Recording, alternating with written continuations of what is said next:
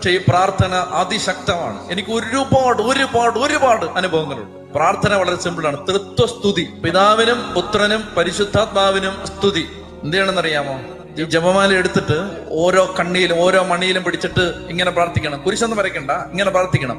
പിതാവിനും പുത്രനും പരിശുദ്ധാത്മാവിനും സ്തുതി, ആദിയിലെ പോലെ ഇപ്പോഴും എപ്പോഴും എന്നേക്കും ആമേൻ. അങ്ങനെ 10 അങ്ങോട്ട് ചൊല്ലുക.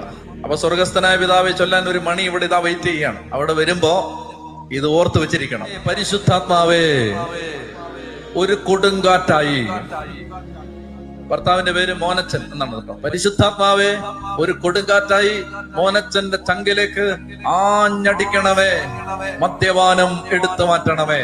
പിതാവിനും പുത്രനും പരിശുദ്ധാത്മാവിനും സ്തുതി, ആദിയിലെ പോലെ എപ്പോഴും എപ്പോഴും എന്നേക്കും ആമേൻ. കഴിഞ്ഞാൽ 10 അങ്ങനെ 10 അങ്ങോട്ട് കഴിഞ്ഞാൽ ഇതാ സ്വർഗസ്ഥനായ പിതാവെ ചൊല്ലുന്ന സ്ഥലത്ത് എന്ത് പ്രാർത്ഥിക്കണം? പരിശുദ്ധ